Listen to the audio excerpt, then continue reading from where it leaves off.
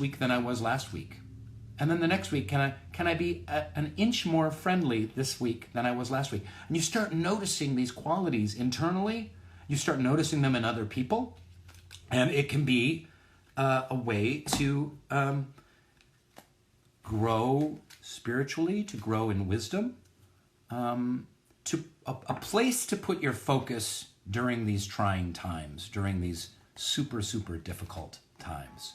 So I highly recommend checking out the Virtues Project, the Family Virtues Guide, the Virtues Cards app, and the actual Virtues Cards themselves as something to put our focus on. Our guest today is someone who has a lot of great virtues. I know William only a little bit because of a little interview I did with her about The Office. She's a huge Office fan, as you know. But I know her to be creative. I know her to be compassionate. I know her to be thoughtful and kind and passionate and fiery. And she certainly is inspiring to a lot of people that follow her. And so I'm really lucky to have her on the show. Thanks, Phineas, for hooking it up. Let's see if I can find her on the thing. Here she is. Boom. Waiting for William Eyelash. Connecting. Rainn! Williamity. Wimothy. How are you? I'm so good. How you doing, Rainn? Thanks for doing this little weird show. Dude, I'm like nervous up in here. Hey, your brother told me that I really intimidate you. Now, do I intimidate you more than John Krasinski? Oh, I've never met him, so I couldn't tell you. Yeah. But yeah, probably more, honestly. Yes. Yes. I'm in a constant competition to Krasinski, and I'm gonna rub that in his face. He'll never forget that. I am more intimidating to Billie Eilish than he is. Thanks for coming on the show. As you know, Hey There Human is about celebrating human beings, sharing a common connection. I interview random people from all over the internet on the show, wherever they are. I've interviewed people in Poland and India and Brazil and everywhere. And I bring on guests to talk about this really difficult, crazy time. And I just want to ask how you're doing. And I know, Billie, that you've talked before about mental health stuff. You've talked about anxiety. It's something that you and I share. I went through a period of time when I had really crippling anxiety attacks. And I know you've talked about some of those before in the press. And just wondering how you're doing and what you're doing besides watching The Office, or we could talk about that in a little bit. What are you doing to survive and take care of yourself and stay grounded and connected during these difficult times? Well, I just finished watching The Office for a 15th time. Oh, 2 days ago. William, it's time to move on. It's time to move on to another show. Really, please. I have tried, okay? And I can't do anything about it. Why I'm I don't know. But yeah, this is the 15th time, and every time I hit that episode that says finale, I'm always like, God damn it. Oh, there's a puppy in here. Come up here, baby. Who's up in there? There's a puppy. This is my new puppy. Come up here. Let me see the puppy. Come up Show here. us the puppy. By the way, you dropped the phone under the couch. By the way, viewers, you literally dropped it under the couch. So now we know what underneath Billie Eilish's couch looks like. Puppies and dogs are a great way to reduce anxiety and stress. Oh my God. Look at that. Oh my. Part blue nose pit? Yep. Look at that face. That's what I have. I have 2 blue nose pits. Do you? No way. Yeah. What? Now, can we have a dog play date? Yeah, absolutely. I wonder where my dogs are here. I'll bring them in if they're around. Let me see. Hey, are there any dogs over here? Poe, are you over there? I think they're not here. I think they're in my wife's office right now. What did you say your dog's name was? Poe? Poe and Diamond. Now, was this one rescue? What's the story? What's your puppy's name? His name is Shark, and he is, yeah, it's funny. I totally skipped over your question, and I'm just gonna roll with it. No, we'll go puppy first. That's more important. And then coping through quarantine is second. So, well, I mean, it is part of it. I was just gonna foster them and then, make sure that they got homes and whatever, and I got very attached to this baby. So baby Shark. So you were supposed to foster Shark and find Shark another home, but you kept. I did. It's a boy. Is Shark a boy? It's a boy. He is 3 months old currently. Oh my God, that's so adorable. I did the same thing. So that's another thing we have in common is my wife and I fostered Diamond and then just fell in love with her so much. And she's been in our family now for 2 years. So cute. Yeah. I want to see when they come in the room. I want to see them. Blue nose pits can be pretty intense. They can be aggressive. So careful. Yeah, he's a sweetheart. Yeah. A Poe is a sweetheart and will lick your face off, but if there's another dog that shows any aggression, Poe will leap for his neck. I'm not kidding, just leap for the jugular. So let's go to the previous topic. Yeah. What have you been thinking or looking at or working on in quarantine to help with coping and surviving and thriving? I mean, I've just been kind of the first half of this actually was really nice for me, and I'm not trying to discredit anybody's agony for how hard it's been for some people, but I gotta be honest, the first half of this was like very freeing for me because I haven't really had time off at all in like 4 years, so it was nice, and it was like raining, and so there wasn't anything weird going on. I don't know, it was very calming, and because I was fostering the puppies, I didn't really have time to think about the craziness that was going on. It was a really good distraction, and I think distractions are a really, really big part of coping and getting through stuff. So yeah, it was a big thing of like puppies and making cookies and stuff, and then puppies and cookies, man. Good.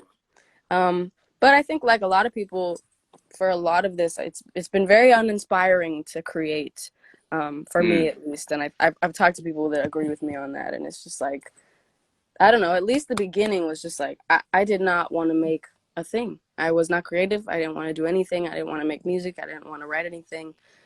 And luckily that kind of switched, and I got to making some stuff, and I made a bunch of stuff.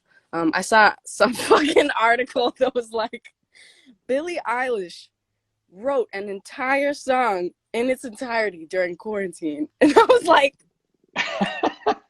I did? Like, way to make me look fucking stupid, the fuck? And I saw a million posts. It became like a whole meme that was like, yeah, and Kanye West made 3 beats per day for 2 summers or some shit. And I was like, listen, if I saw that headline, I would write the same thing. I would try to pwn it too. So anyway, it's been a mix of, trying to create and trying to take advantage of this time, because as much as it's horrible, it's like kind of a once in a lifetime period of time right now. And, I don't know. It's also like, 2 days go by and I'm like happy and I'm doing my thing and I'm feeling good. And then it's like, one night I'm like, oh, this is real. So what can you do? Any tips for viewers or listeners on kind of dealing with the stress and anxiety and unsurety of this time? Jeez. I mean, I wish I could say something more, but I think patience is really important right now. And I think... did you hear my thing about the Family Virtues Guide? Yes, I did. I've been watching this live since you started it 18 minutes ago. Oh, that's so sweet. Thank you. And for those who are just tuning in, who are Billie fans, this is at soulpancake. It's a company I co-founded for inspiring, uplifting media. We make stuff that matters. It's a participant media company, and this is a show we've been doing every day during the quarantine called Hey There Human, connecting human beings. I interview random human beings from the internet. But patience, you were mentioning, is one of the virtues in here. Something we can cultivate and nurture, right? For sure. So is that kind of what you're saying, is to nurture patience? 100%. And I also would say, you know, you were talking about how you went through a phase of having really bad anxiety and some depression. And I would say that when anybody's asked me about how I went through that and I got through that stage of my life with a lot of depression, it was the only thing that I've ever felt isn't bullshit coming out of my mouth when I answer that question is just patience, like just having patience in yourself and with the world. And it's weird, you wouldn't think how strong it can be, but it's really important, and it makes a big difference. And especially right now, all we can do is wait. You know, the only thing that's going on right now is time. So it's, you know, Right. You know, it's also not that hard to stay home. Like, it's not that hard. Yeah, for anyone. Yeah, I drove by. My wife and I are moving in this summer, and had to run an errand, and there was some muffler shop or something like that, and it had a big banner in front, and it said like, "This too shall pass." And you know, I've heard that before, and it's a cliche thing. But even just like reading that banner on the muffler shop, like my anxiety kind of went, yes, this is going to pass. We don't know how long or how, what's going to change on the other side, but this kind of time of just not knowing we're gonna get through that. And that's what's so hard for me, is like the not knowing. Like if I knew like everything's shut down till August 15th, and then everything is going to be fine, and we're going to have a vaccine, and we're going to move forward then. However, X, Y, and Z are going to change. I'm like, okay, I can handle that. But for me, it's just that buzz in the air of the not knowing that's so challenging. I know. It's rough. I mean, I feel like human beings live off of knowing what's coming next. You know, I feel like a lot of people don't do things because they don't know the outcome. And I mean, that's like the most common thing I feel like in people is just, I don't want to do it because I'm not sure how it's going to end, you know? And I fully agree with you. And also that sentence is too good. I love that it got you in that moment, because it I was just driving down the 101, and it kind of hit me, and literally my shoulders went down like 2 inches. And just but you know, let's get to some more important stuff here, because I got some Dwight trivia for you. Oh, it's gonna kick your ass. It's gonna kick your ass, Eilish. Ready? Here we go. Let's see what you got. What is the name of the book Dwight purchases for information on hosting a garden party? And who is the author? You need to leave the room, Mom. I'm focusing. What? You need to leave the room. I'm focusing. Mom! I'm focusing. Sorry. What is this? Oh. Mom. Before I answer this, my mom came in here with this written on a piece of paper, and it says, "Helping others helps." Signed, Maggie Baird. It's true. Helping others does help. Thank you, Maggie. Well, you know, she's watching this in the other room. Oh, that's sweet. Okay. That's anyway, sweet. Let me answer you, Maggie. So Jim's garden party book for Dwight is, I know that it's by James Trickington, right? Good, because it's a 2-part question. Excellent. Yes, and then the name of it, it's like I think it's like a very plain name. It's like, yes. Isn't it like literally How to Throw a Garden Party 101 or some shit? Yeah, like it's very close. The ultimate guide to throwing a garden party. That's right, the ultimate guide. See, so I wasn't far off. I was not far off. You were very close, very close. What can 1,000 Shroot Bucks be redeemed for? Oh, wow, you're going so deep into this. Well, I'm not. 15 times. 15 times. You should know these. Repeat the question. Oh, please. You don't get Repeat it. Repeat what the can question. 1,000 Shroot Bucks be redeemed for? Oh my God. Okay, we got to move on. No. What's interesting about this is that if I was to watch that episode, I could probably like recite the lines of that scene. Right. But then for like when you phrase it differently, it's confusing. So 1,000 Shroot Bucks can be redeemed for oh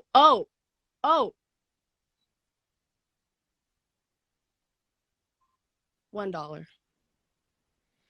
No. 5 extra minutes of lunch break. Fuck. This is so embarrassing. Who used to sit at Dwight's desk? Packer. Yes.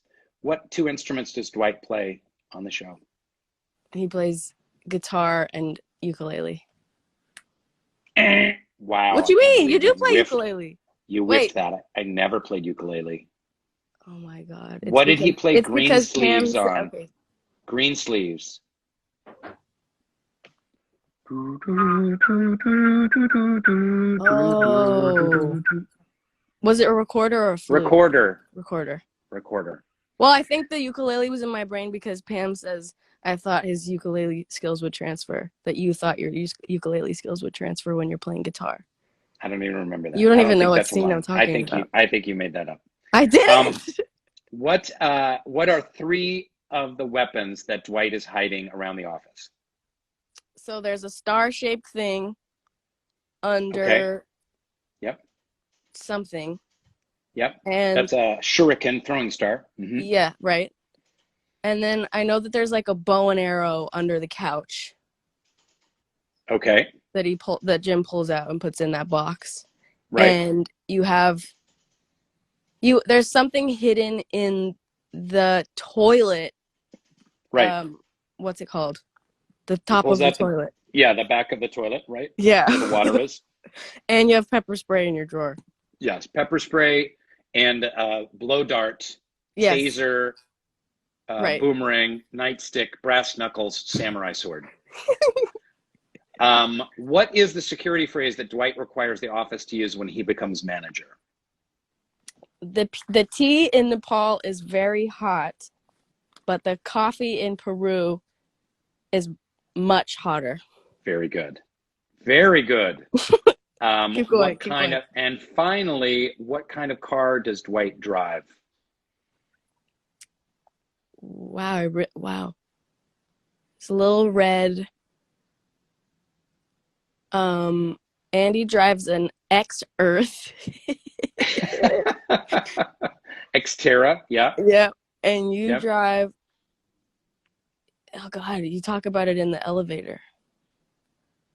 Damn! Now I'm on the spot. I'm so embarrassed. Fuck. So it was a 1987 Pontiac Trans Am. I think you need to watch the show a 16th time. And I think you need to get ready for some more. No, but you want to know something though? Since the interview I did with you about the quiz. Yeah. Every time I watch it, I note things now. Are you taking mental notes or actually jotting because I'm down? I never know when he's going to quiz me again. And I can't embarrass myself like I did when I couldn't answer that Nellie's ex-boyfriend was a magician. I knew that. God. It's hard. Under pressure, it's really hard. It's very, that's what she said. Sorry. So, boom. And tell me one thing. I have another question for you. You presaged this entire event. Do you know the word presaged? I'll explain it to you later. I don't. It's a preview, a premonition. You wore a mask to the Grammys. I was just realizing that 3 months before the quarantine. Yeah. There's a lot of conspiracies out there, but I don't know that Billie Eilish, having started the coronavirus, is one of them. So maybe we need to get something like that going. Shut up. I've been wearing masks as a fashion element for years and years. Oh, no kidding. Yeah. Wow. So yeah, it's not, I have an entire drawer of them. So I'm doing good. When I go out, I'm good. Yeah, that's fantastic. Well, you want some? I got you. That's what inspired you to have a mask as a fashion accessory? It's just another place for an accessory. That's just kind of my thing is I don't, there's always another place for an accessory. Like, you can always wear a hat or a bandana or an earring or a face mask or a scarf, or like, the more accessories, the more satisfied I feel. Like, when I don't, for instance, that outfit at the Grammys, I wouldn't have felt comfortable without a mask. That's fantastic.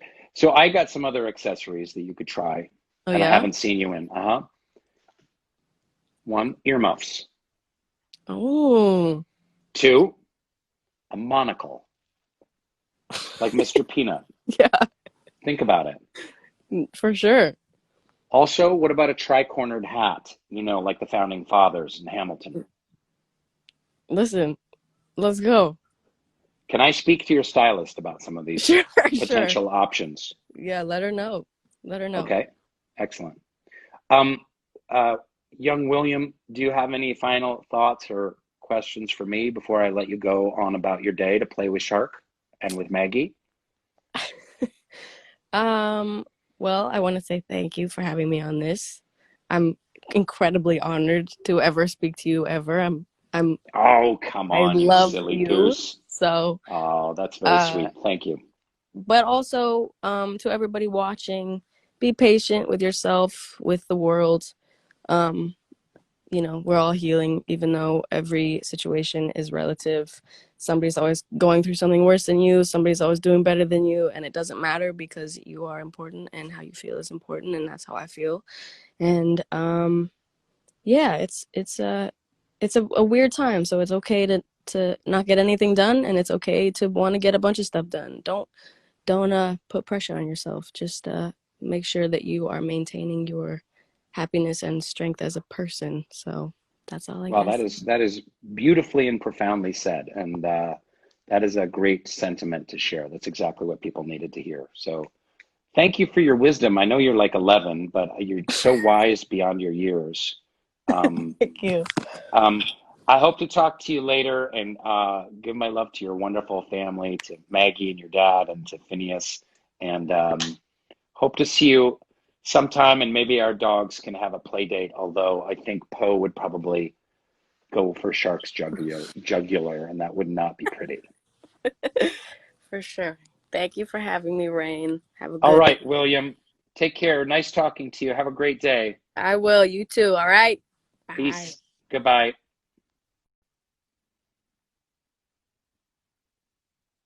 What a jerk.